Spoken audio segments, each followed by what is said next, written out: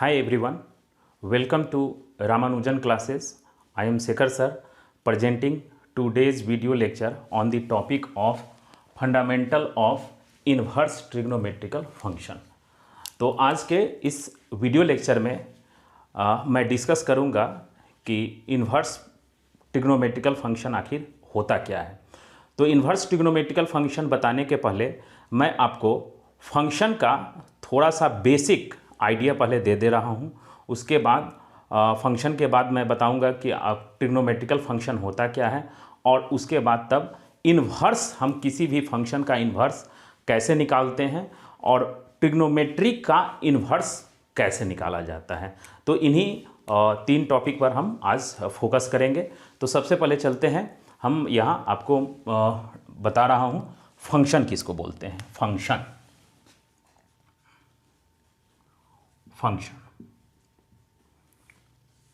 ठीक है। तो फंक्शन का मैं ये पूरा डिटेल नहीं बताऊंगा यहाँ, बस सिर्फ उतना ही फंक्शन का इंफॉर्मेशन मैं आपको यहाँ बताऊंगा जो इन्वर्स ट्रिग्नोमेट्रिकल फंक्शन के लिए ज़रूरी है। ठीक है। तो पहले हम लोग समझते हैं कि फंक्शन किसको बोला जाता है। ठीक है। तो function is nothing but a rule. Function एक रूल है। तो सपोज कर लीजिए कि एक मेरा कोई सेट है, नॉन एम्प्टी सेट है। तो इसमें इसके मेंबर है, इस सेट का नाम हमने ए रख दिया, बी, इसके member A B C D something, ये इसके मेंबर है। फिर एक दूसरा सेट ले लिया, इस सेट का नाम हमने बी रखा, और इसमें X Y Z P Q R ये इसके मेंबर है। तो फंक्शन क्या है? फंक्शन एक रूल है। ठीक है। इस रूल को सिंबॉलिकली हम एफ से डिनोट करते हैं। एफ से आप डिनोट कर सकते हैं, जी से डिनोट कर सकते हैं, एच से, के से। ये फंक्शन का सिंबॉलिक रिप्रेजेंटेशन है, नेम है। तो फंक्शन एफ एक रूल है। वो क्या रूल है? ऐसा रूल जो इसके ईच एंड एवरी, याद रखिएगा ईच एंड एवरी मैं वर्ड यूज कर रहा हूं, इसके ईच एंड एवरी। तो इसका ईच एंड एवरी का मतलब हुआ कि इसके एक भी मेंबर स्किप नहीं होने चाहिए। ठीक है। तो function is nothing but a rule which associate each and every member of set A with unique, दूसरा वर्ड मैं यूज कर रहा हूं, यूनिक एलिमेंट ऑफ बी। तो एफ एक रूल है। वो रूल क्या है कि इसके ईच एंड एवरी मेंबर को इसके यूनिक मेंबर के साथ एसोसिएट करता है। तो इसी रूल को हम फंक्शन बोलते हैं। तो सपोज कर लीजिए कि ए एक फंक्शन एफ है, और यहां ए को बी से, सेट ए को बी से एसोसिएट कर रहा है। तो ए को एक्स के साथ एसोसिएट किया, ठीक है, बी को वाई के साथ एसोसिएट कर रहा है, फिर उसके बाद बी को पी के साथ एसोसिएट कर रहा है, ऐसे और ऐसे। तो हमने दो वर्ड यहां यूज किया था, क्या? Each and every. तो देखिए इसके each and every member associate है, तो हां सर। अब दूसरा चेक करते हैं, यूनिक भी वर्ड बोला था। तो ए का यूनिक एसोसिएशन एक्स के साथ है, तो चलिए ये ट्रू है। सी का यूनिक एसोसिएशन क्यू के साथ है, डी का यूनिक एसोसिएशन आर के साथ है। लेकिन क्या आप यहां चेक करें कि बी का यूनिक एसोसिएशन है? नहीं, बी वाई के साथ भी एसोसिएट है और बी पी के साथ भी एसोसिएट है। मींस यहां यूनिक वर्ड अप्लीकेबल नहीं हो रहा है, तो इसका मतलब ये फंक्शन नहीं है। ठीक है। Function is a rule which associate each and every member of A with unique member of B. तो ये यूनिक मेंबर के साथ एसोसिएट है, ये सी यूनिक मेंबर के साथ एसोसिएट है, डी यूनिक मेंबर के साथ एसोसिएट है, लेकिन बी वाई के साथ भी और क्यू के साथ भी एसोसिएट है, पी के साथ एसोसिएट है। मींस बी का यूनिक एसोसिएशन नहीं हो रहा है, तो ये मेरा फंक्शन नहीं है। अब इस फंक्शन को डिफिनेशन के अकॉर्डिंग फिट करने के लिए हमने इसको यूनिक एसोसिएशन अब कर दिया। अब ये मेरा फंक्शन हो गया। क्यों? क्योंकि each and every member associated है विथ यूनिक। अब आप पूछेंगे कि सर यहाँ जेड और पी का एसोसिएशन नहीं हुआ तो कोई प्रॉब्लम नहीं है। हमने ईच एंड एवरी इसके साथ अप्लीकेबल होगा, ईच एंड एवरी इसके साथ अप्लीकेबल नहीं होगा यहाँ, ठीक है। तो इस बात का ध्यान रखेंगे कि ईच एंड एवरी मेंबर इसके यूनिक मेंबर के साथ एसोसिएट होंगे। तो ये मेरा फंक्शन हो गया, ठीक है। अब अगर हम ऐसा कर दे इसी फंक्शन में, सपोज कर लीजिए डी का एसोसिएशन हम नहीं करते हैं, तो फिर से वापस उस वर्ड पे आइए कि यहां ईच एंड एवरी मेंबर क्या एसोसिएट है। ईच एंड एवरी मेंबर यहां एसोसिएट नहीं है। कैसे नहीं है, तो यहां देख लीजिए डी का एसोसिएशन नहीं हो रहा है, तो ईच एंड एवरी मेंबर यहां एसोसिएट नहीं है, तो फिर यह फंक्शन नहीं होगा, ठीक है।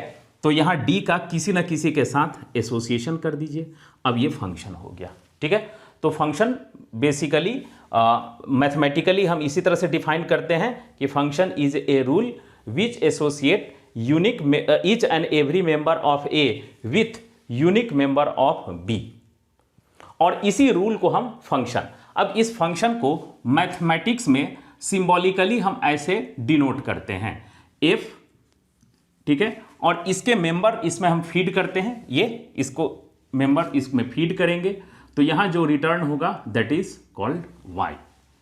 अब इसी को मशीन मॉडल के हिसाब से अगर हम समझे मशीन मॉडल, तो देखिए इसी फंक्शन को मैं मशीन मॉडल से आपको थोड़ा सा एक्सप्लेन कर दे रहा हूं, उसके बाद मैं इसका इन्वर्स बताऊंगा कि कैसे एक फंक्शन का इन्वर्स का मतलब क्या होता है, ठीक है।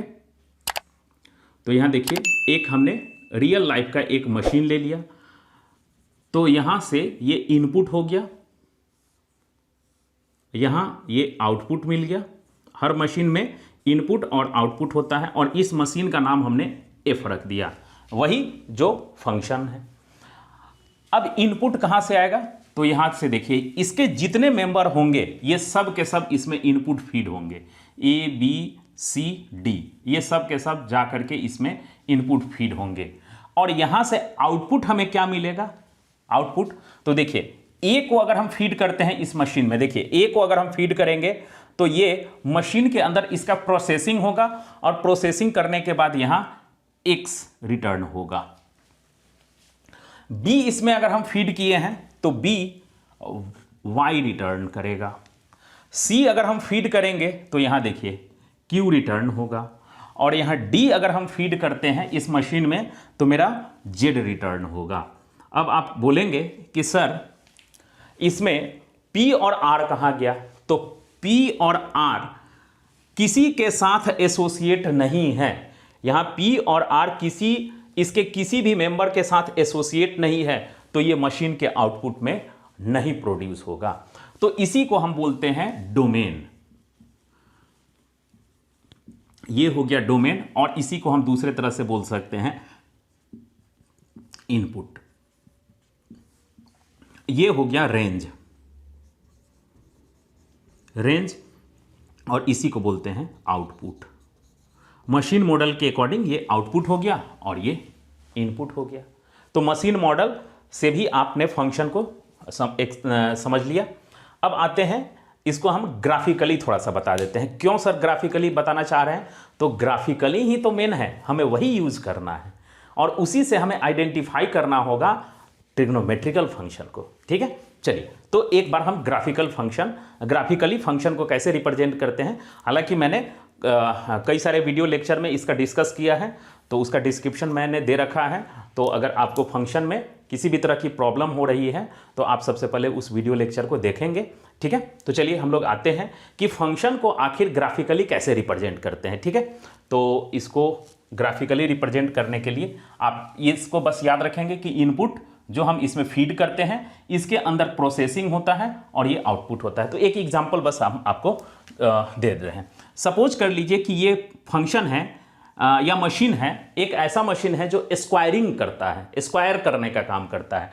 तो हम क्या करेंगे कि ये fx को ऐसे रिप्रेजेंट करेंगे, यहाँ ये जो इनपुट हमने फीड किया है वो इसमें चला जाएगा, ये इनपुट, और यहाँ जो रिटर्न होगा दैट इज कॉल्ड आउटपुट। ये मेरा इनपुट इसमें फीड होगा और यहाँ से यही आउटपुट यहाँ आकर के हमें आउटपुट मिलेगा, ठीक है। अब इसमें अगर हम x फीड करते हैं तो x स्क्वायर मिल जाता है। ठीक है, तो ये इस मशीन का नाम क्या हो गया, एफ, और ये काम क्या करता है, स्क्वायरिंग का काम करता है। तो सपोज कर लीजिए कि इस मशीन में हमने 2 फीड किया, तो यहाँ से क्या मिल जाएगा, स्क्वायर करके अंदर में इस 2 का प्रोसेसिंग होगा। और ये प्रोसेसिंग कैसे होगा, ये हम लोग के डिस्कशन का मैटर नहीं है, वो अंदर में प्रोसेसिंग होगा, उस पर हम लोग फोकस नहीं करेंगे। फिर ठीक है, अब इसके अंदर हमने -2 फीड किया, फिर यहाँ मिल गया 4।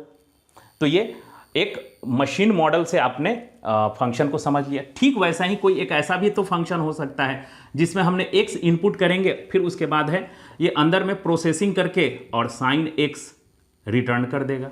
ठीक है, तो ये भी एक मशीन है। एक ऐसा भी मशीन हो सकता है, जी उसका नाम है, उसमें हम x इनपुट फीड करेंगे और वो उसका स्क्वायर रूट निकाल करके हमें वैल्यू रिटर्न करेगा। तो डिफरेंट टाइप्स के मशीन होते हैं जिसका अलग अलग ऑपरेशन होता है। सेम वैसे ही मैथमेटिक्स में डिफरेंट टाइप्स के फंक्शन होते हैं और उन सब का ऑपरेशन अलग अलग होता है। ठीक है, तो चलिए अब हम ग्राफिकली इस पर फोकस करते हैं कि ग्राफिकली हम फंक्शन को कैसे रिप्रेजेंट करते हैं। तो देखिए, हमारे पास 2 एक्सिस हैं, एक एक्स एक्सिस और यहाँ वाई एक्सिस। ठीक है, यही बस। और सेम वैसा ही मेरे पास 2 वेरिएबल है, एक इनपुट के लिए वेरिएबल और एक आउटपुट के लिए वेरिएबल। ये यहाँ ऑरिजिन हो गया। तो जो आपने इनपुट लिया था उस इनपुट को यहाँ हम रिप्रेजेंट करते हैं इनपुट, यानी जिसको हम बोल रहे हैं डोमेन। डोमेन, ठीक है, इस डोमेन को हमेशा एक्स एक्सिस पर रिप्रेजेंट किया जाता है। क्यों सर, इसके पीछे क्या पर्पस है, क्यों, कोई लॉजिक है? तो यस, लॉजिक है। क्या लॉजिक है? तो जो भी हम इस मशीन में देते हैं वो इंडिपेंडेंट वेरिएबल होता है, यानी ये जो भी डोमेन है, डोमेन में जो वेरिएबल यहाँ हम फीड करेंगे that is called independent variable. And independent variable always represented on x axis.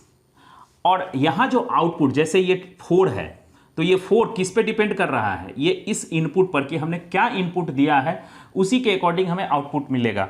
तो ये डिपेंडेंट वेरिएबल है, यानी इससे जो भी हमें रिसीव हुआ आफ्टर प्रोसेसिंग, ये मशीन ने जो भी हमें आउटपुट ये प्रोड्यूस करेगा वो सारे आउटपुट डिपेंडेंट वेरिएबल है। तो सारे डिपेंडेंट वेरिएबल को हम यहाँ रिप्रेजेंट करते हैं आउटपुट। ठीक है, ये आउटपुट हो गया जिसको हम बोलते हैं रेंज। ठीक है, रेंज। तो ये आउटपुट यहाँ हो गया। ठीक है, अब ये तो हो गया कि इनपुट और आउटपुट। अब अगर हम कोई फंक्शन ले लेते हैं तो उस फंक्शन, सपोज कर लीजिए कि हमने यहाँ x का वैल्यू एक x1 यहाँ दे दिया, तो उसके कॉरेस्पॉन्डिंग मेरा वैल्यू यहाँ f x1 मिल जाएगा। यहाँ देखिए x1 पुट करेंगे तो ये वैल्यू जो रिटर्न होगा वो, तो एक यहाँ पॉइंट, फिर एक यहाँ पॉइंट, एक यहाँ पॉइंट, ये सब के सब ऐसे टाइप से मेरा पॉइंट मिलेंगे। इन सारे पॉइंट को अगर हम ऐसे ज्वाइन कर देंगे तो यही फंक्शन का एक ग्राफ बन जाएगा। सपोज कर लीजिए कि यही, तो हमें ग्राफ से मतलब है, इस पॉइंट को हम बाद में डिस्कस कर लेंगे। ठीक है, तो हमें सपोज कर लीजिए कि यही एक कोई फंक्शन का मेरा ग्राफ आ गया। ठीक है, और इसी ग्राफिकल रिप्रेजेंटेशन पर हमें फोकस करना है। ठीक है, अब देखिए यहाँ हमें फंक्शन का ये तो ग्राफ मिल गया। अब इस ये ग्राफ को क्या वाकई में हम फंक्शन बोलेंगे? यस सर, बोलेंगे। वही, अब इसके वैलिडिटी के लिए हमें 2 चीज़ चेक करना था। हमने आपको बताया था ईच एंड एवरी, यानी इसके ईच एंड एवरी मेंबर के कॉरेस्पॉन्डिंग यहाँ कोई ना कोई हमें वैल्यू मिलना चाहिए एक, और इस पर यूनिक वैल्यू आना चाहिए, यानी जो आउटपुट है, ये आउटपुट या रेंज जिसको हम बोल रहे हैं वो यूनिक होना चाहिए। ठीक है, तो अब देखिए ये ग्राफ को हम हटा करके कुछ दूसरा टाइप का ग्राफ बना रहे हैं, तो अब आपको और क्लियर हो जाएगा। सपोज कर लीजिए कि ये मेरा एक इस टाइप का ग्राफ है, तो क्या ये फंक्शन है कि नहीं है? तो ग्राफिकली अगर कोई फंक्शन रिप्रेजेंट किए गए हैं तो उसकी वैलिडिटी को चेक करने के लिए सबसे आसान सा तरीका है, वो आप समझ लीजिए। आप क्या करेंगे कि y एक्सिस के पैरेलल एक लाइन ड्रॉ कीजिए। ठीक है, ये मैं फंक्शन का अलग टॉपिक नहीं डिस्कस कर रहा हूं, फंक्शन का सिर्फ उतना ही टॉपिक मैं डिस्कस यहां करूंगा जो आपको इन्वर्स ट्रिग्नोमेट्रिकल फंक्शन में यूज होगा। ठीक है, तो यहां देखिए, हम यहां ग्राफिकली जो कोई फंक्शन रिप्रेजेंट किए गए हैं उसकी वैलिडिटी चेक कर रहे हैं कि वाकई में, यहां तो हम वैलिडिटी चेक कर सकते हैं, फिर एरो डायग्राम से हमने जो एक्सप्लेन किया था अभी फंक्शन, उसका भी वैलिडिटी हम चेक कर सकते हैं, क्योंकि ईच एंड एवरी और यूनिक एसोसिएशन होना चाहिए, तो वहाँ तो हम चेक कर सकते हैं। लेकिन ग्राफिकली अगर रिप्रेजेंट किए गए हैं तो क्या हम इसकी वैलिडिटी चेक कर सकते हैं? यस सर, चेक कर सकते हैं। तो उसी के लिए मैं यहाँ एक मेथड बता रहा हूँ, क्या है कि वाई एक्सिस के पैरेलल एक आप लाइन ड्रॉ कर लीजिए, और अगर वो वाई एक्सिस के पैरेलल जो हमने लाइन ड्रॉ किया है मोर देन 1 पॉइंट पर इंटरसेक्ट कर रहा है, देखिए एक यहां इंटरसेक्ट कर रहा है, दूसरा यहां इंटरसेक्ट कर रहा है, तीसरा यहां इंटरसेक्ट कर रहा है, तो अगर मोर देन 1 पॉइंट पर इंटरसेक्ट कर रहा है तो ये ग्राफ किसी फंक्शन को रिप्रेजेंट नहीं करेगा। कैसे? तो देख लीजिए, यहां आप देखिए कि x का वैल्यू सपोज कर लीजिए x is equal to a हमने दिया, तो अब x हमें क्या क्या वैल्यू रिटर्न करेगा? देखिए, एक यहां वैल्यू रिटर्न करेगा, सेम यहां वैल्यू रिटर्न करेगा, और सेम यहां वैल्यू रिटर्न करेगा। मतलब क्या है कि यहां देखिए, इसमें a एक एलिमेंट है और ये इसमें p q r, तो यहां हमने x दिया तो x का वैल्यू p मिल गया, फिर x का वैल्यू अगर हम a फीड करते हैं तो यहां q मिल गया q, और फिर x का वैल्यू a फीड करते हैं तो यहां r मिल गया। तो अब आप देखिए, तो क्या ईच तो है लेकिन यूनिक नहीं है, यूनिक एसोसिएशन नहीं है, तो ये क्या है? ग्राफ इनवैलिड है।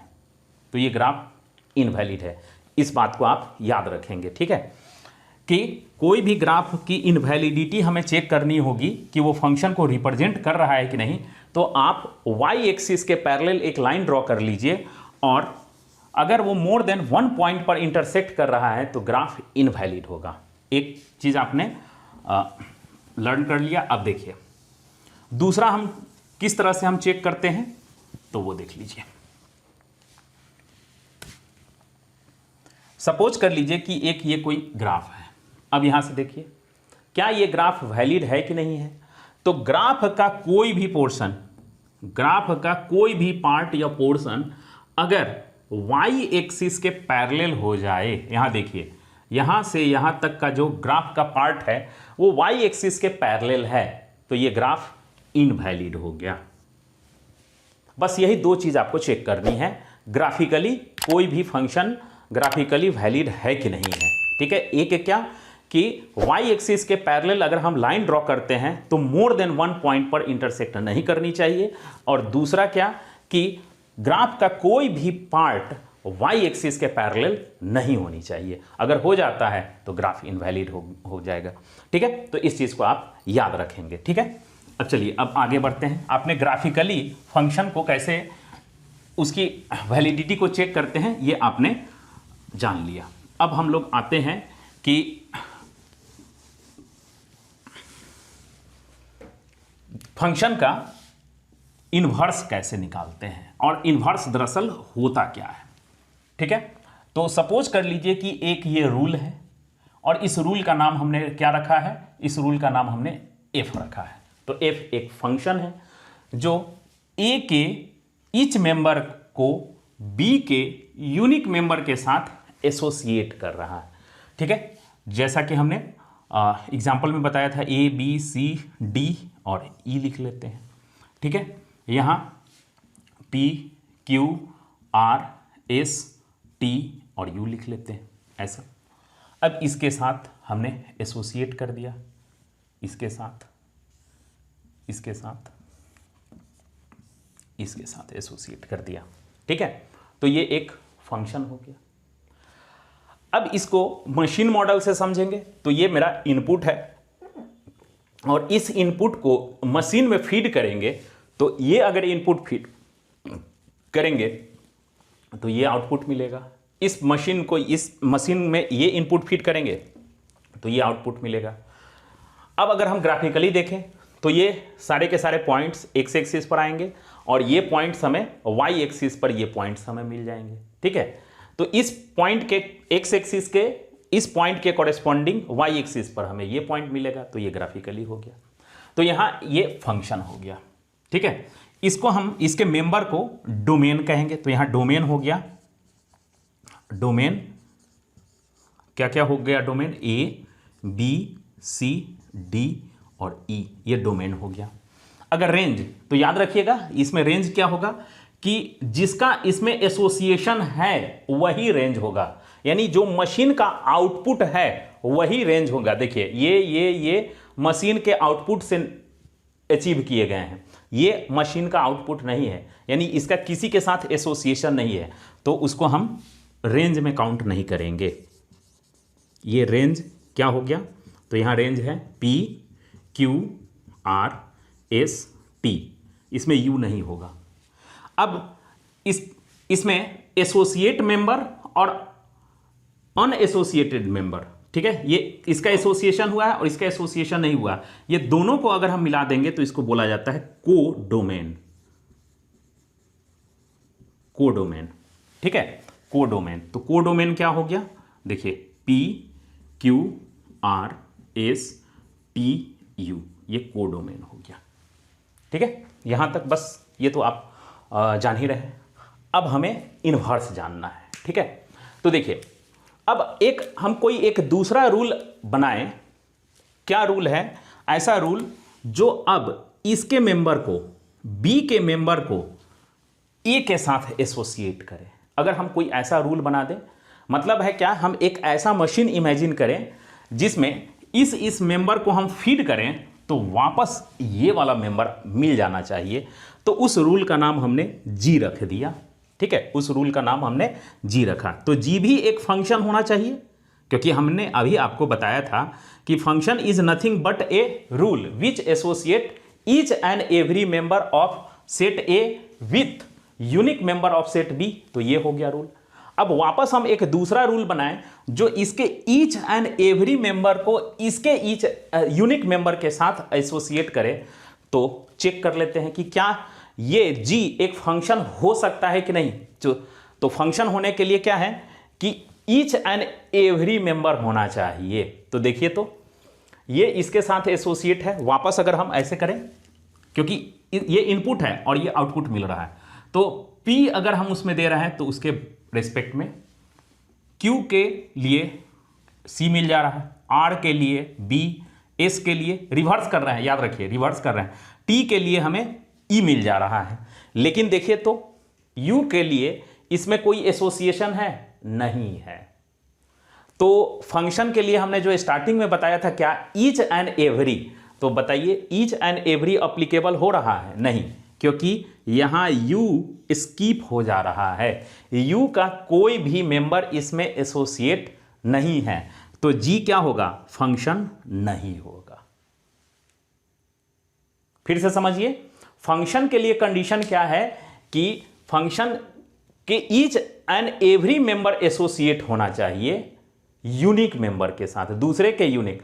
फर्स्ट के लिए ईच एंड एवरी यूज करेंगे और दूसरे के लिए यूनिक यूज करेंगे। ठीक है, जिसके साथ एसोसिएट होगा उसके लिए यूनिक और जो एसोसिएट होगा वो ईच एंड एवरी। ठीक है, तो ये तो फंक्शन वैलिड है, ये फंक्शन मेरा वैलिड है, ईच एंड एवरी मेंबर को यूनिक मेंबर के साथ एसोसिएट कर रहा है, ये वैलिड है। लेकिन हमने दूसरा एक रूल बनाया जी, जो इसके मेंबर को वापस इसके मेंबर के साथ अटैच कर रहा है। तो इसमें each and every member use होगा और यहां यूनिक। तो देखिए P का यूनिक एसोसिएशन A के साथ है, Q का यूनिक एसोसिएशन हो रहा है R का, S का और T का, लेकिन U का एसोसिएशन नहीं हो रहा है। इसका मतलब ईच एंड एवरी वाला जो टर्म है इस पर अप्लीकेबल नहीं हो रहा है, तो ये फंक्शन नहीं होगा। अब इसको हम वापस फंक्शन बनाए तो उसके लिए क्या करना होगा, यहां से U को हटा देना होगा। अब जैसे ही हम U को हटाएंगे तो अब देखिए इधर वाले से each and every member associated है, जी सर एसोसिएटेड है, और each and every member A के साथ यूनिक एसोसिएशन हो रहा है। देखिए यूनिक एसोसिएशन का मतलब है क्या कि एक इनपुट दे रहे हैं तो उसके लिए दो आउटपुट नहीं मिलना चाहिए। तो देखिए टी है तो टी के लिए एक ही आउटपुट ई मिल रहा है, लेकिन यही अगर ऐसे हो जाता तो देखिए यहां टी हम इनपुट दे रहे हैं तो उसके लिए दो आउटपुट मिल जा रहा है, तो ये इम्पॉसिबल है। प्रैक्टिकली भी देखिए कि अगर कोई मशीन में हम एक इनपुट दे रहे हैं तो उसी के कॉरेस्पॉन्डिंग दो अलग अलग आउटपुट नहीं हो सकता है, ठीक है। तो यूनिक का मतलब यही चीज है। तो यहां देखिए जी भी एक मेरा अब फंक्शन बन जाएगा। तो एफ ए को बी से एसोसिएट कर रहा है और जी बी के मेंबर को ए के साथ एसोसिएट कर रहा है। तो देखिए अगर इसके मेंबर को हम वेरिएबल ले लें, इसके मेंबर को वेरिएबल ले लें एक्स, इसके एक्स, और इसके मेंबर को हम वाई ले लेते हैं, ठीक है। वेरिएबल के टर्म में हम अगर लिखें तो इस फंक्शन को नोटेट कैसे डिनोट करेंगे, तो देखिएगा फंक्शन का नेम, इसमें हमने इनपुट एक्स दिया, यानी ये सारे वेरिएबल इसमें दिया, तो आउटपुट क्या मिल गया, वाई, ठीक है। तो ये मेरा फंक्शन हो गया, ठीक है। अब जी को थोड़ा सा कैसे हम लिखेंगे, तो देखिए जी एक दूसरा फंक्शन था, यानी रूल है, इसमें किसके मेंबर को दे रहे हैं, देखिए वाई दे रहे हैं, यानी इसका जो आउटपुट है उसको इसमें डाल दे रहे हैं, तो हमें क्या मिल रहा है, एक्स, ठीक है, एक्स। तो अब देखिए एफ ए को बी के साथ एसोसिएट कर रहा है और जी बी के मेंबर को ए के साथ एसोसिएट हो रहा है। तो यही चीज तो मैं बताना चाह रहा था कि G is called inverse of, G is inverse of F।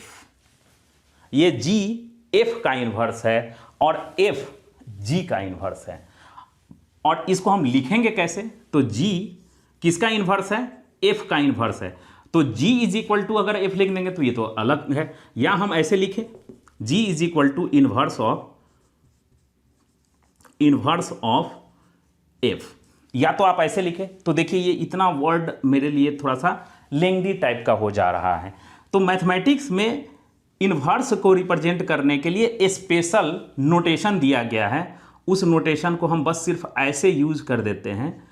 ये टू दी पावर -1 नहीं है, कंफ्यूज मत होइए, टू दी पावर -1 नहीं है, बस इसका सिंबॉलिक रिप्रेजेंटेशन है। ऊपर में जो -1 है उसका किसी भी तरह से एक्सपोनेंट से कोई मतलब नहीं है, वो एक्सपोनेंट नहीं है। तो यहां जी एफ का इनवर्स है, यही हुआ। तो जी एफ का इनवर्स है। अब अगर हम इसको ओरिजिनल फंक्शन ले लेते हैं तो एफ जी का इनवर्स हो जाएगा। तो हम ऐसे लिख सकते हैं F is equal to inverse of G, G inverse. यही इनवर्स हमें अब जाननी है, ठीक है। तो आपने फंक्शन समझ लिया, इनवर्स क्या होता है थोड़ा सा समझ लिया, अब हमें बस ट्रिग्नोमेट्रिकल फंक्शन समझ लेना है। तो और सबको कंबाइन कर देंगे तो हो जाएगा इनवर्स ट्रिग्नोमेट्रिकल फंक्शन। तो इनवर्स तो समझ गए, लेकिन इनवर्स होने के लिए दो कंडीशन जरूरी है। क्या क्या कंडीशन, फिर वही वापस ईच एंड एवरी और दूसरा यूनिक, ठीक है। तो ईच एंड एवरी अगर हम वर्ड यूज कर लेंगे, ठीक है, ईच एंड एवरी वर्ड अगर हम यूज करेंगे और दूसरा यूनिक, तो यही 1 और ऑन टू बनाएगा, 1 ऑन टू। तो 1 ऑन टू क्या है हम थोड़ा सा अभी आपको बता दे रहे हैं, क्योंकि ईच एंड एवरी को ही हम दूसरे तरह से इधर से वापस अगर इधर से हम कनेक्ट करें और उसके लिए ईच एंड एवरी वाला कंडीशन ये सेटिस्फाई होगा, तो इसके लिए 1 ऑन टू होना चाहिए। तो अब 1 ऑन टू सर क्या हो गया, ये फंक्शन का एक टाइप है, तो बस हमें 1 ऑन टू मैनी वन ये सब की थोड़ा बहुत फंडामेंटल हम यहाँ बता दे रहे हैं, तो उसके बाद आगे हम बढ़ेंगे, ठीक है। तो आते हैं यहाँ 1 ऑन टू फंक्शन किसको बोलते हैं वो चीज़ समझ लीजिए। चलिए तो अभी हम 1 ऑन टू पढ़ने जा रहे हैं।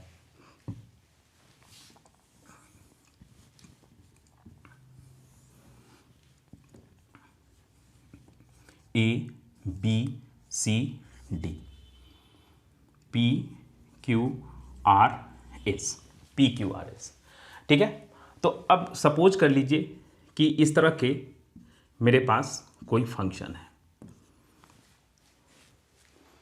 तो यहां देखिए इस दोनों के एक ही मेंबर के साथ कनेक्शन है, तो इधर से आप क्या है मैनी, और इधर क्या है वन। इसमें से एक भी अगर मैनी वर्ड यूज हो जाएगा तो ये फंक्शन मैनी, देखिए मैनी और इधर से वन, मैनी वन फंक्शन।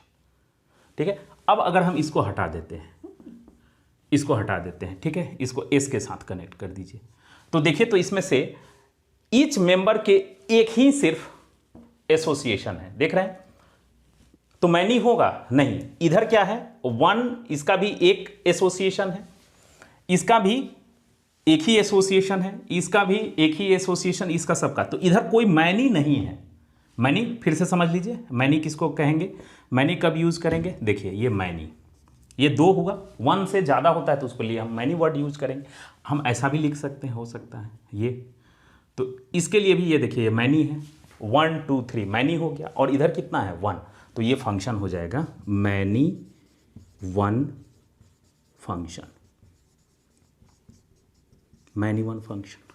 ठीक है, जैसा नेम है वैसा ही देखिए आप फिगर बन रहा है मैनी वन। तो सर ये जो आप छोड़ दिए हैं उसको बाद में देखेंगे, ठीक है, ये मैनी वन। अब देखिए एक दूसरा फंक्शन ले लेते हैं, तो ये फंक्शन अगर यहाँ इस फंक्शन का हम नेम लिख देते हैं तो एफ क्या है, एफ यहाँ मैनी वन फंक्शन है। ठीक है, अब दूसरा ए और यहाँ एक बी ले लेते हैं और इस फंक्शन का नाम जी लिख लेते हैं। ठीक है, इसमें एक्स वाई जेड और यहाँ एल एम लिख देते हैं, ए बी सी डी ई।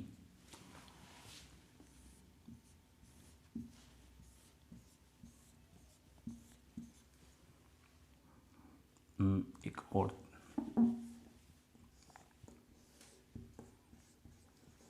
अब देखिए यहाँ इसमें मोर देन वन कनेक्शन है नहीं है, तो इसके लिए हम क्या यूज करेंगे, ये भी वन वन वन वन, तो वन और इधर भी वन वन है, तो देखिए इस साइड मैनी और इस साइड वन, तो मैनी वन, इस साइड क्या है सब में वन वन, ये सब का वन वन एसोसिएशन है, तो ये फंक्शन हो गया one one function, one one function. ठीक है, तो मैनी वन और वन वन आपने समझ में आ गया, मैनी वन और वन वन। अब है क्या कि इनटू और ऑन टू। ठीक है, इनटू फंक्शन समझना है और ऑन टू, तो उस समय यहां आ जाइए। ठीक है, अब देखिए यहां एक हम फंक्शन ले लेते हैं, देखिए यहां ए बी सी डी, यहां पी क्यू आर एस, इसका एसोसिएशन कीजिए।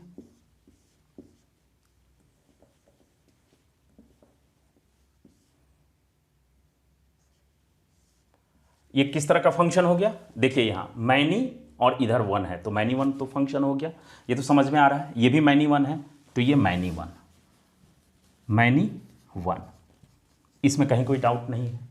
अब आप थोड़ा सा गौर कीजिए कि यहां एक मेंबर यहां ऐसा है जिसका इसके साथ किसी भी तरह का एसोसिएशन नहीं हो रहा है, तो अगर इसमें एक भी मेंबर, सेकेंड वाले में इसमें तो एक भी मेंबर स्किप होना ही नहीं चाहिए, तब तो फंक्शन ही नहीं होगा। इसमें देखिए इसमें स्किप है, इसमें भी स्किप किया गया है, यानी इसका कोई एसोसिएशन नहीं हुआ है। ठीक है, ये एसोसिएशन नहीं हुआ है, तो अगर अनएसोसिएटेड मेंबर अगर यहां बी में प्रेजेंट हो, अनएसोसिएटेड मेंबर बी में प्रेजेंट होगा, तो उसके लिए इनटू वर्ड यूज करेंगे, इनटू। तो ये क्या है मैनी वन और इसमें एक अनएसोसिएटेड मेंबर प्रेजेंट है, तो इनटू फंक्शन, फंक्शन। इसमें भी देखिए एक अनएसोसिएटेड है, तो इसके लिए हम यहां इनटू, इनटू फंक्शन, तो यहां हो गया मैनी वन इनटू। अब यहां देख लीजिए क्या है, वन वन तो है लेकिन यहां एक अनएसोसिएटेड मेंबर प्रेजेंट है, तो यहां भी हम इनटू वर्ड लगा सकते हैं, फंक्शन। ठीक है, तो अब क्या हो गया one one into function.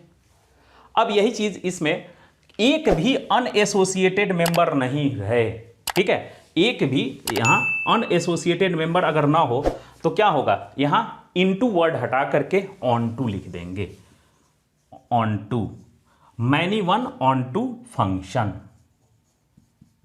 Many one onto function हो जाएगा।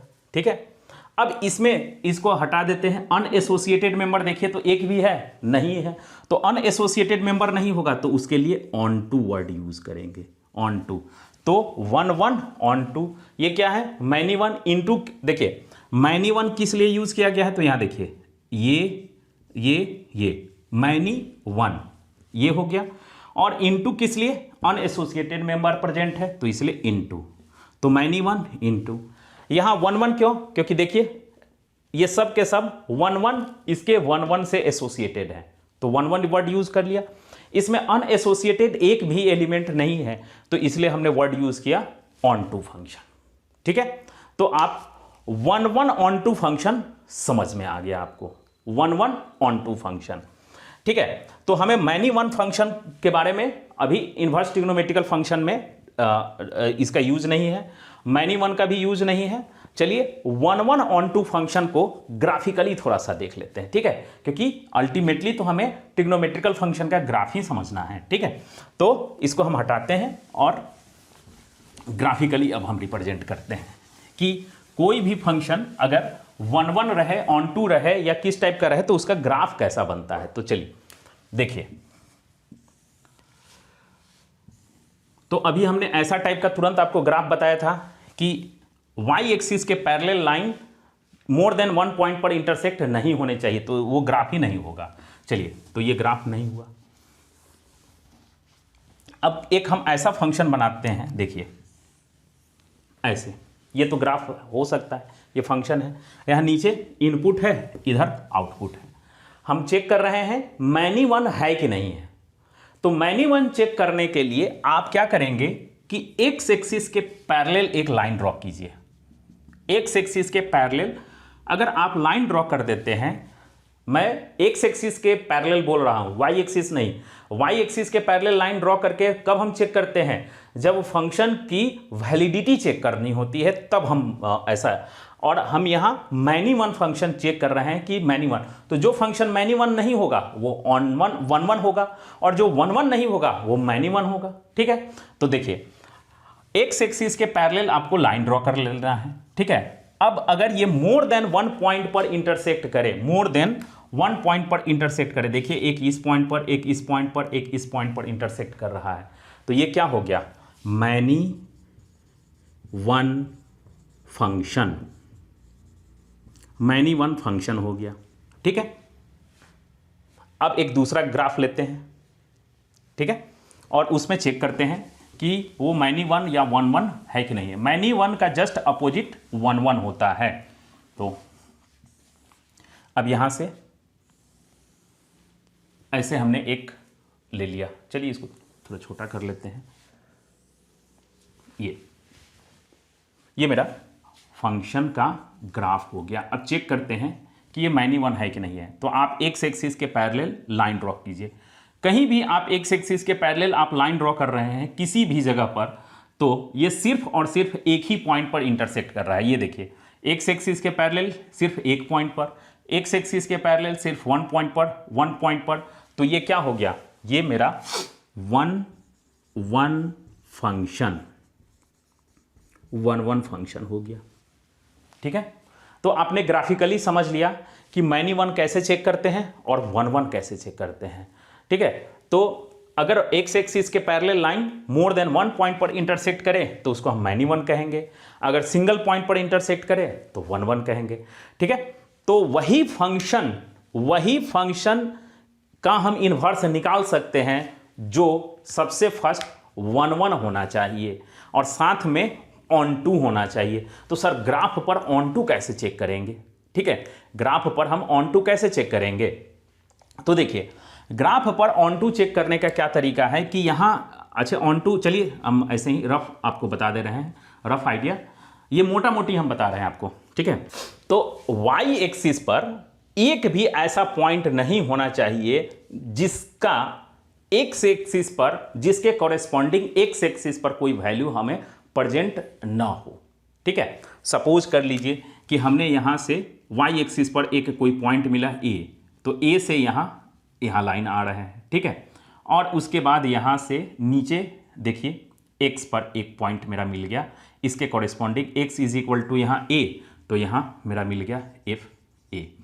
देखिए इसके कॉरेस्पॉन्डिंग यानी वाई एक्सिस पर कोई एक ऐसा पॉइंट ले लें और उसके कॉरेस्पॉन्डिंग अगर हमें एक्स एक्सिस पर कोई पॉइंट नहीं मिलता है तो ये इसका मतलब हो जाएगा कि वाई एक्सिस पर कई, वाई एक्सिस का मतलब हुआ कोडोमेन, ठीक है। वाई एक्सिस को हम कोडोमेन या डोमेन रिप्रेजेंट करते हैं। तो यहां एक ऐसा एलिमेंट प्रेजेंट है जिसका एक्स के साथ कोई एसोसिएशन नहीं है, यानी अनएसोसिएटेड मेंबर प्रेजेंट है, तो इसका मतलब इनटू हो जाएगा।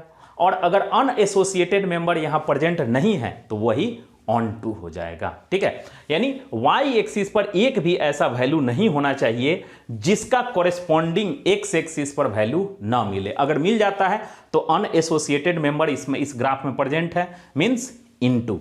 और अगर ऐसा नहीं है तो एक भी अनएसोसिएटेड मेंबर प्रेजेंट नहीं है, मतलब ऑन टू, ठीक है।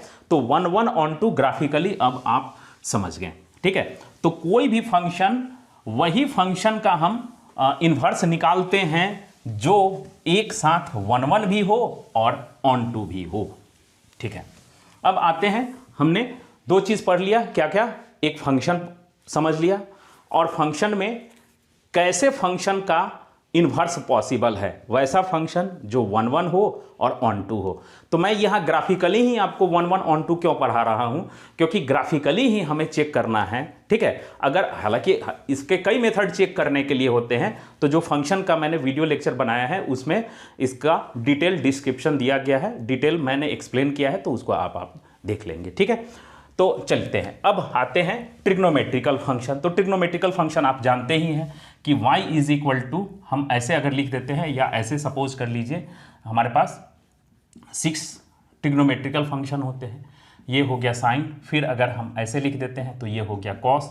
तो ये सब के सब ट्रिग्नोमेट्रिकल फंक्शन है, sine cos tan cot sec cosec, ये 6 टाइप के ट्रिग्नोमेट्रिकल फंक्शन होते हैं, ठीक है। तो अब हमें ग्राफ इसका ड्रॉ करना है।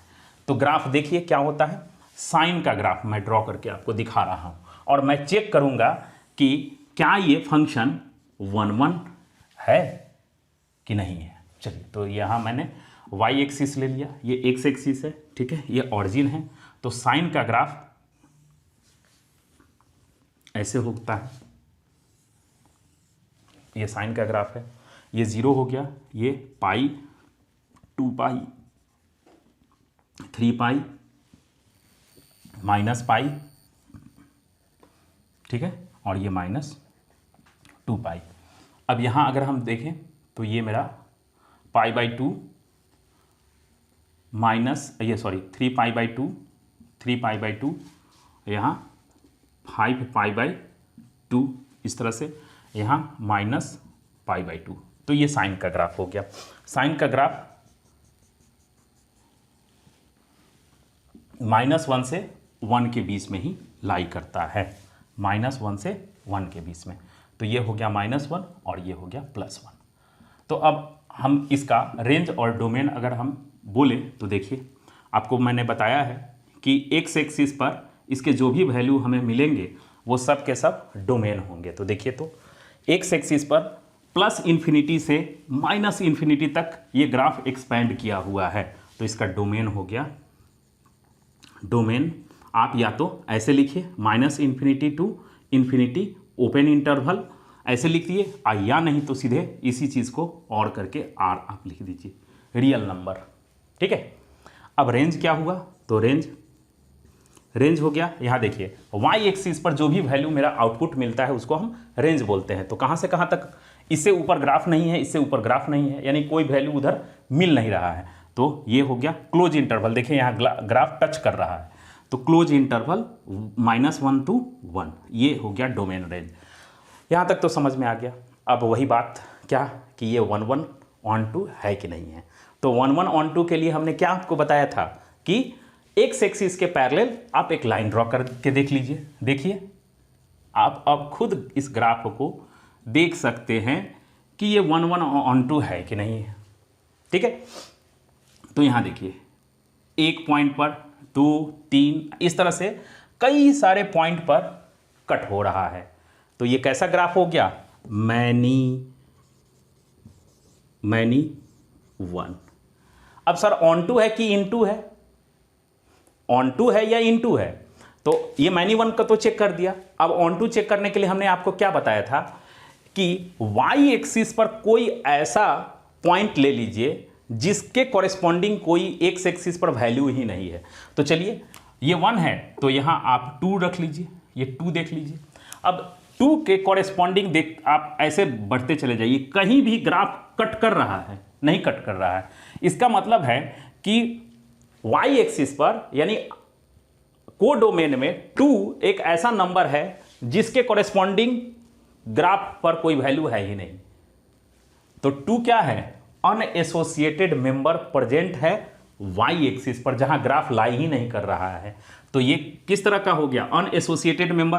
1 से ऊपर बहुत सारे अनएसोसिएटेड मेंबर है, -1 से नीचे कई सारे अनएसोसिएटेड मेंबर है। तो क्या वर्ड यूज करेंगे, मैनी 1 इनटू फंक्शन हो गया, मैनी 1 इनटू फंक्शन हो गया। तो अब बताइए कि क्या इसका इन्वर्स पॉसिबल है, बिल्कुल नहीं है। मैंने अभी आपको बताया था कि उसी फंक्शन का इन्वर्स पॉसिबल है जो 1 1 ऑन 2 हो।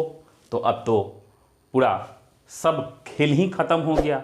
मैं यहाँ ट्रिग्नोमेट्रिकल फंक्शन का इन्वर्स बताने जा रहा हूँ और यहाँ ट्रिग्नोमेट्रिकल फंक्शन का इन्वर्स पॉसिबल ही नहीं।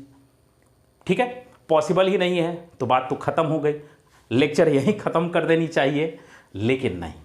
ठीक है, चलिए जुगाड़ लगाते हैं।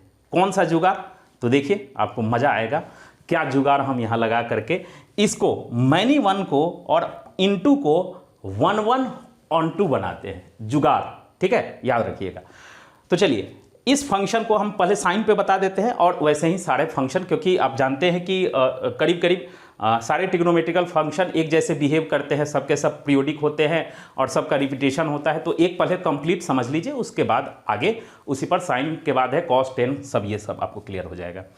तो अभी आपको हमने क्या बताया था कि अगर सपोज कर लीजिए कि इसका इन्वर्स अगर पॉसिबल है, ठीक है, ठीक है, पॉसिबल है, अगर एक्सेप्ट अभी कर लीजिए, ऐसे तो पॉसिबल नहीं है, लेकिन अगर पॉसिबल होता तो क्या है कि हमने क्या बताया था कि अगर किसी फंक्शन का इन्वर्स पॉसिबल है तो जिसको हम लोग बोल रहे हैं कोडोमेन, यहाँ से ऐसे ये हो गया डोमेन, ये इसमें एफ एक फंक्शन है तो यहाँ हो गया डोमेन और यहाँ हो गया कोडोमेन। कोडोमेन तो जो इन्वर्स फंक्शन होता है कोडोमेन से डोमेन की तरफ एसोसिएशन होता है। यहाँ कोडोमेन से यानी ये बी हो गया और ये तो बी से एसोसिएशन होता है, जिसको हमने जी बोला था या इसी को हम एफ इन्वर्स बोले थे।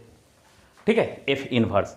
तो हमें इन्वर्स निकालने के लिए जो अभी कोडोमेन है वो क्या बन जाएगा, इसके लिए डोमेन, और जो उसका डोमेन है वो क्या बन जाएगा, रेंज। चलिए यहाँ हम रेंज लिख देते हैं क्योंकि रेंज कोडोमेन में कंफ्यूजन होगा। तो इसके लिए ये डोमेन है,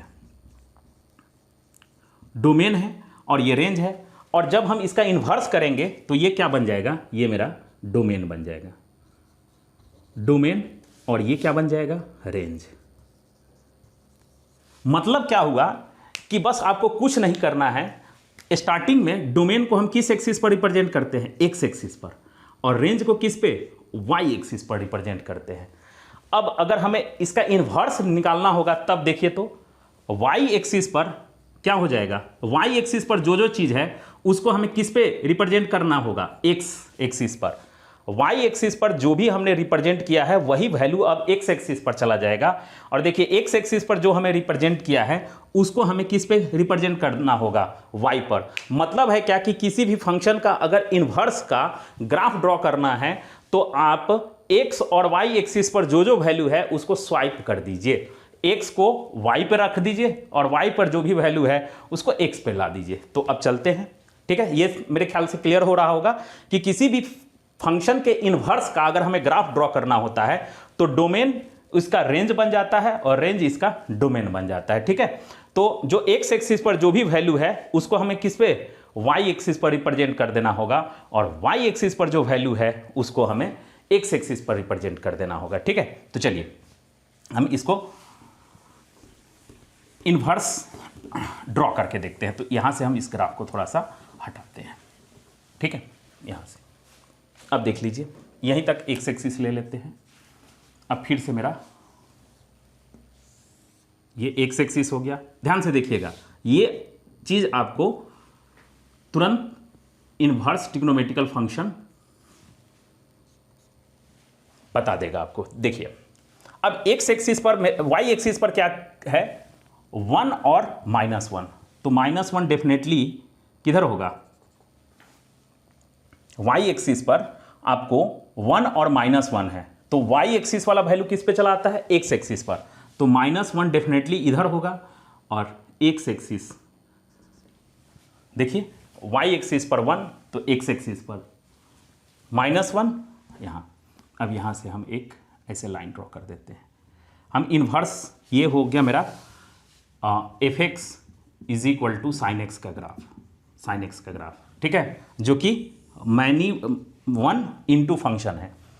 अब हम इसका इन्वर्स निकाल रहे हैं, तो ये फंक्शन 1 और -1 के बीच में ही लाई कर रहा है, तो हमने एक्स एक्सिस पर ला दिया। अब देखिए एक्स एक्सिस पर क्या है, 0 पाई, तो 0 है, पाई को हम यहां लिखते हैं, 2 पाई, 3 पाई, और यहां -पाई, -पाई। ठीक है, ये हो गया -पाई, उसके बाद यहां -2 पाई। अब ग्राफ हमें ड्रॉ करना है। ठीक है, तो देखिए पहले हम इसका ग्राफ ड्रॉ कर लेते हैं। यहां हो जाएगा एक ऐसे,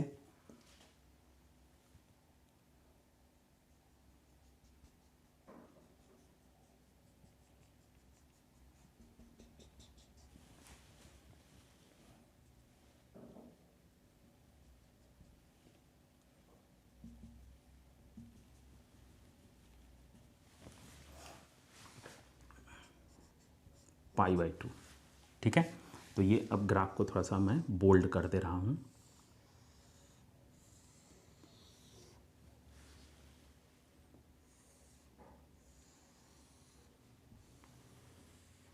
ये मेरा हो गया साइन इनवर्स एक्स का ग्राफ। हमने क्या बताया आपको कि साइन मैनी 1 फंक्शन है, मैनी 1 इंटू फंक्शन है, और इसका इन्वर्स पॉसिबल ही नहीं है, और हमने जबरन इसका इन्वर्स का ग्राफ ड्रॉ कर दिया।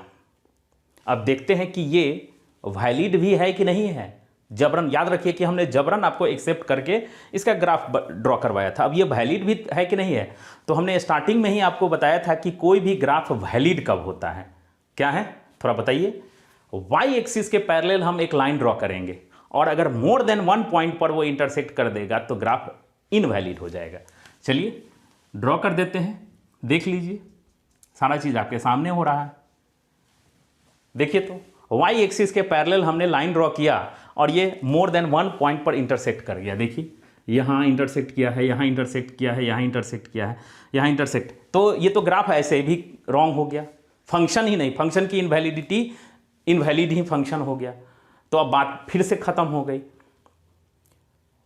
तो देखिए गलती क्या हुई थी, गलती ये हुई थी कि मैनी 1 इंटू फंक्शन का इन्वर्स पॉसिबल नहीं है, लेकिन हम जबरन हमने क्या किया था, इसका ग्राफ ड्रॉ किया था। तो अब हमें क्या करना होगा कि मैनी 1 फंक्शन को पहले 1 ऑन टू फंक्शन बनाना होगा।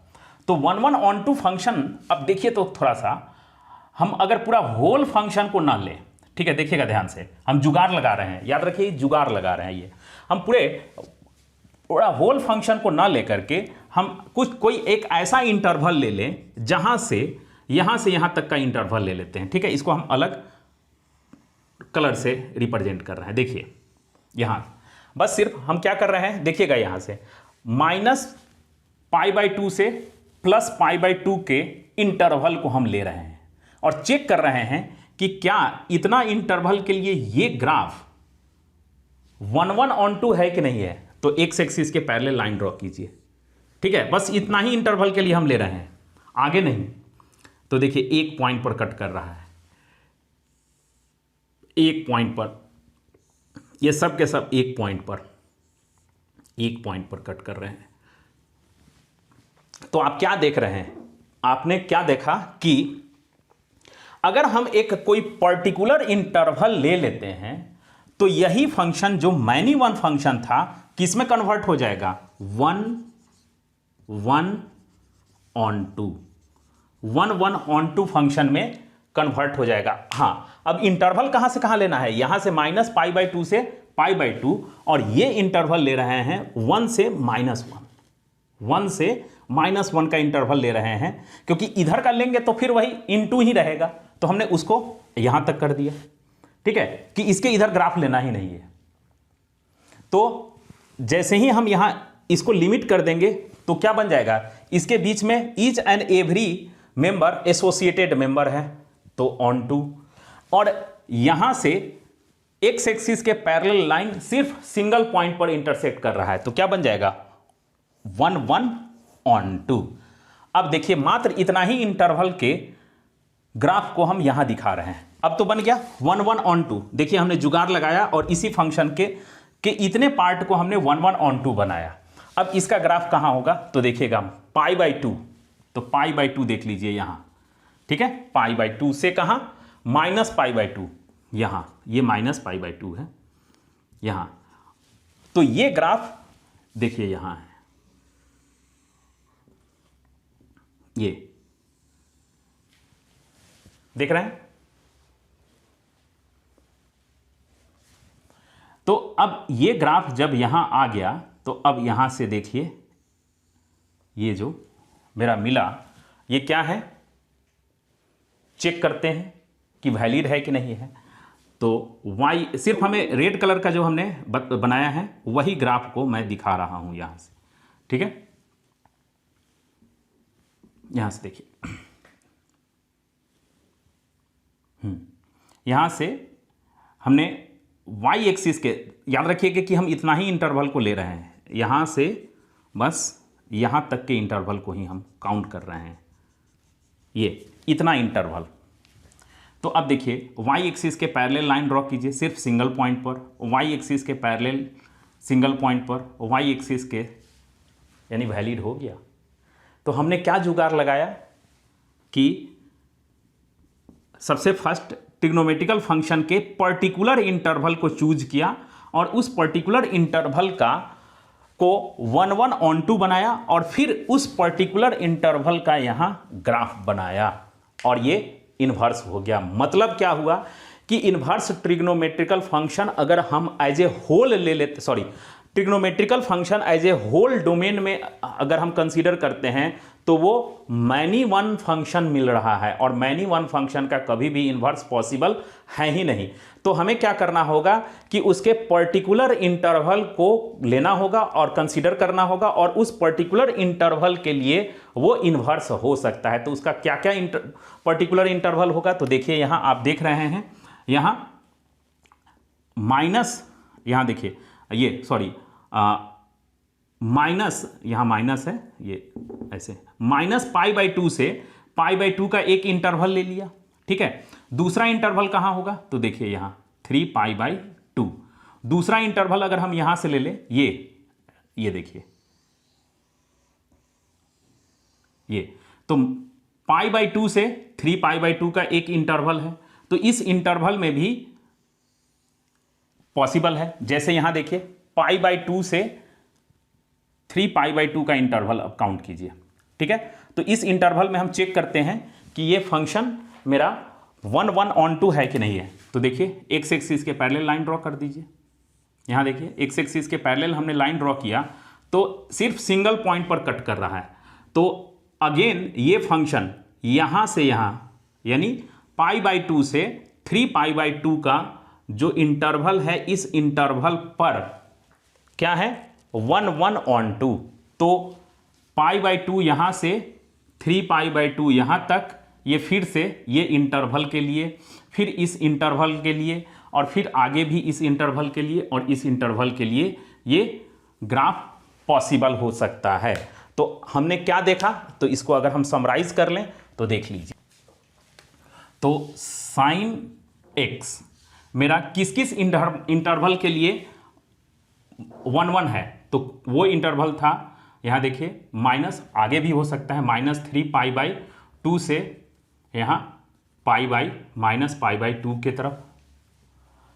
फिर दूसरा इंटरवल था -π/2 से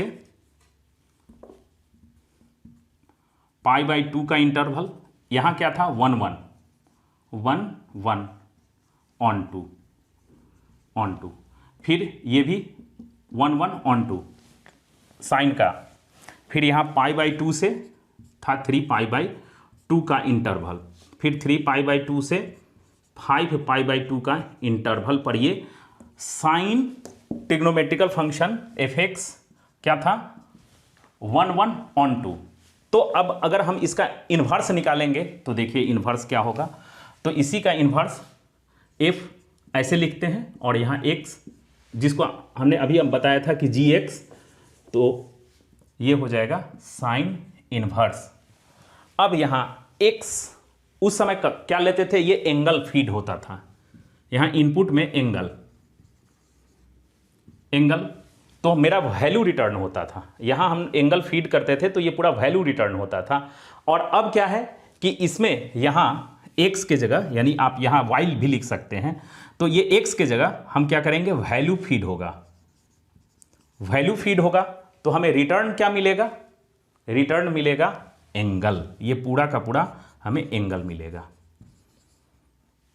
एंगल नहीं समझ में आ रहा है तो देखिए, इसमें a था और यहाँ b, और हमने ये फंक्शन साइन x लिया, तो यहाँ क्या है साइन 30 डिग्री लिखेंगे, 30 डिग्री, यानी इसमें हमें 30 डिग्री लिखना होगा, उसके बाद है 60 डिग्री लिखना होगा, 90 डिग्री लिखना होगा। तो इस वाले में एंगल है और इसमें क्या है, वैल्यू है, तो इसके कॉरेस्पॉन्डिंग वैल्यू 1/2 मिल रहा है, इसके कॉरेस्पॉन्डिंग √3/2 मिल रहा है, इसके कॉरेस्पॉन्डिंग 1 मिल रहा है।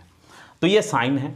अब इसका हमने इन्वर्स कर दिया, तो इन्वर्स आपको पता है कि इधर से इधर होता है, इसको हम साइन इन्वर्स बोलेंगे। तो यहाँ जो हम x फीड कर रहे हैं, इसका मेंबर ना, इसका मेंबर यहाँ फीड होगा, तो इसमें 1/2 फीड करेंगे। तो यही चीज़ हमने बताया है कि यहाँ हम वैल्यू फीड करेंगे और रिटर्न क्या होगा, ये एंगल 30 डिग्री। ठीक है, तो जितने जो ट्रिग्नोमेट्रिकल इन्वर्स ट्रिग्नोमेट्रिकल फंक्शन है उसका आउटपुट हमेशा एंगल मिलता है। ठीक है, उसका जो भी आउटपुट होगा यानी रेंज होगा, वो सब के सब एंगल मिलेंगे। तो ये साइन हो गया। अब इसका हम ये कर लेते हैं, इन्वर्स निकाल लेते हैं। तो यहाँ देखिए साइन इन्वर्स, ठीक है, यहाँ जो x है, x में हमें क्या वैल्यू फीड करना है, तो ये जो भी हमें वैल्यू हमें रिटर्न करेगा वो इन्हीं सब में से वैल्यू रिटर्न मिलना चाहिए। ठीक है, तो साइन इन्वर्स x, तो ये क्या क्या वैल्यू होगा, तो यहाँ से देखिए यही -π/2 से π/2, तो ये डिफाइंड होगा, तो हम इसको ऐसे ले लेते हैं। देखिए इसका डोमेन होगा -1 से 1, ये डोमेन हो गया, और हमें ये वैल्यू रिटर्न करेगा -π/2 से π/2। ठीक है, ये तो यहाँ से देखिए ये वैल्यू मिल गया। और अगर हम सिर्फ साइन इन्वर्स का सिर्फ एक पर्टिकुलर प्रिंसिपल ब्रांच के लिए ये ग्राफ बनाएं, तो सिर्फ इतना ही हमें ग्राफ बनाना होगा, और यही मेरा साइन इन्वर्स का ग्राफ हो गया। ये देखिए ये मेरा साइन इन्वर्स का ग्राफ। चलिए इसको हम ऐसे बता दे रहे हैं।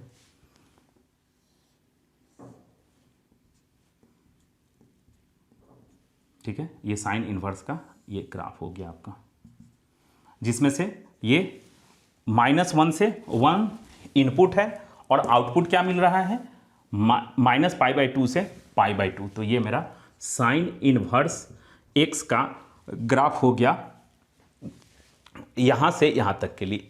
फिर अगर हम इस इधर वाले ब्रांच में लेंगे तो उसके लिए अलग, फिर ऐसे ऐसे करके ऊपर और नीचे, लेकिन इसको हम प्रिंसिपल ब्रांच बोलते हैं, ठीक है, ये प्रिंसिपल ब्रांच हो गया। अब आप देखेंगे कि ये दरअसल क्वाड्रेंट में अगर हम देखें तो क्वाड्रेंट में यहाँ 0 होता है, ये π/2 होता है, और यहाँ अगर हम इधर से चले तो ये -π/2 होगा। तो साइन इन्वर्स का ग्राफ सिर्फ यहाँ से लेकर के यहाँ तक लाई करता है। देख रहे हैं, इस क्वाड्रेंट से इस क्वाड्रेंट, यानी फर्स्ट क्वाड्रेंट और फोर्थ क्वाड्रेंट में लाई करता है, और इसी को नेटिव क्वाड्रेंट कहते हैं, किसका? साइन का। ठीक है, तो मेरे ख्याल से आपको साइन इन्वर्स फंक्शन समझ में आ गया, और साइन इन्वर्स सिर्फ और सिर्फ इतना ही इंटरवल में क्यों डिफाइंड होता है वो मैंने आपको बता दिया। और ट्रिग्नोमेट्रिकल फंक्शन का इन्वर्स हम एज ए होल नहीं निकाल सकते हैं, ये भी मैंने आपको डिस्कस किया कि होल क्यों, क्योंकि वो मैनी-वन फंक्शन हो जाता है, तो फिर हमें उसके पर्टिकुलर इंटरवल को 1/(1)(2) बनाना पड़ता है, और फिर 1/(1)(2) बन जाएगा तब उस पर्टिकुलर इंटरवल का ही इन्वर्स हम निकाल सकते हैं। तो वही पर्टिकुलर इंटरवल का यहां हमने ग्राफ आपको बनाया। तो इस तरह से अगर हम कॉस का ले लें तो कॉस का किस तरह से होगा, तो वो सारा चीज़ मैं आपको अभी बता दे रहा हूं। साइन जैसा ही कॉस का है, क्योंकि अब मैं सारे फंक्शन को बताऊंगा तो फिर ये वीडियो लेक्चर बहुत ही लंबा हो जाएगा। तो चलिए सिर्फ हम आपको बता दे रहे हैं। 6 टाइप के ट्रिग्नोमेट्रिकल फंक्शन होते हैं, जैसे देख लीजिए साइन हो गया, यहाँ कॉस, तो इसको हम 2 कैटेगरी में डिवाइड कर दिए हैं, साइन एक्स कॉस एक्स। ठीक है, उसके बाद यहाँ हो जाएगा कॉसेक एक्स, यहाँ सेक एक्स, और यहाँ टैन एक्स, और यहाँ कॉट एक्स। ये तो सर ये 3 के कैटेगरी में क्यों डिवाइड किया? तो अगर हम इसका इन्वर्स निकालेंगे तो ये हो जाएगा sign inverse x, cosec inverse x, और यहाँ हो जाएगा टैन इन्वर्स एक्स। यहाँ हो जाएगा कॉस इन्वर्स एक्स, यहाँ सेक इन्वर्स एक्स, और यहाँ हो जाएगा कॉट इन्वर्स एक्स। ठीक है, इसकी बिहेवियर एक जैसी होती है, इसीलिए हमने ऐसे ले लिया। तो ये हमेशा -π/2 से π/2 के बीच डिफाइंड होता है। अगर इसके लिए लेंगे तो ये क्लोज इंटरवल हो जाएगा, इसके लिए क्लोज इंटरवल हो जाएगा, इसके लिए ये ओपन इंटरवल हो जाएगा। सेम इसके लिए अगर हम बात करते हैं ये 3 के लिए, तो ये 0 से पाई के बीच में ये डिफाइंड होता है, 0 से पाई के बीच में। इसको अगर आप लेंगे तो ये क्लोज इंटरवल हो जाएगा, इसके लिए ये ओपन इंटरवल हो जाएगा, और इसके लिए उसमें कुछ सब्ट्रैक्ट करके उतना इंटरवल आ जाएगा। तो ये दोनों की बिहेवियर सेम जैसी होती है, तो इसीलिए हम लोग 3 कैटेगरी में। अब इसका नेटिव क्वाड्रेंट, तो नेटिव क्वाड्रेंट आप देख रहे हैं, first quadrant and fourth quadrant, first quadrant and fourth quadrant इसका नेटिव है, और इसका फर्स्ट क्वाड्रेंट और सेकेंड क्वाड्रेंट इसका नेटिव क्वाड्रेंट है। तो सर थर्ड क्वाड्रेंट कहाँ चला गया? तो inverse trigonometrical function third quadrant में डिफाइंड नहीं होता है, उसमें वैल्यू हम लोग नहीं लेते हैं।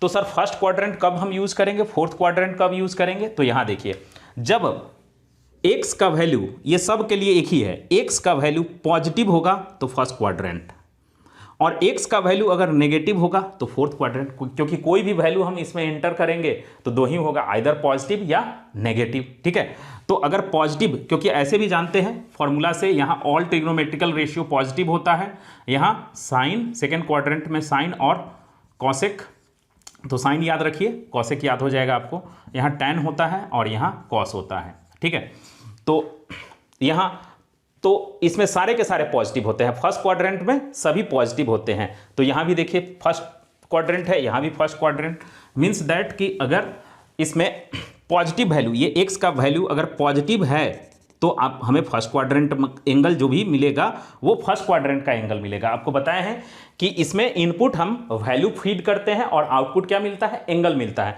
तो अगर ये यहाँ पॉजिटिव है तो एंगल मेरा फर्स्ट क्वाड्रेंट में मिलेगा, और यहाँ अगर निगेटिव है तो एंगल फोर्थ क्वाड्रेंट का मिलेगा। यहाँ वैल्यू अगर पॉजिटिव है, ये x का वैल्यू अगर पॉजिटिव है तो एंगल हमें फर्स्ट क्वाड्रेंट का मिलेगा, और अगर यहाँ x का वैल्यू नेगेटिव है तो एंगल सेकेंड क्वाड्रेंट में मिलेगा। ठीक है, सेकेंड क्वाड्रेंट में। तो ये मेरे ख्याल से आपको क्लियर हो गया होगा। ठीक है, तो चलिए आज इन्वर्स ट्रिग्नोमेट्रिकल फंक्शन का हमने फंडामेंटल टॉपिक पर डिस्कस किया। इसके बाद और कई सारे इससे रिलेटेड कई सारे टॉपिक हैं जिसको आने वाले वीडियो लेक्चर में मैं आपको डिस्कस करूंगा। ठीक है, तब तक के लिए यहीं तक रखते हैं। और अगर ये वीडियो लेक्चर अगर आपके लिए हेल्पफुल होगा तो please subscribe and like and share to all of your friend. तब तक जय हिंद।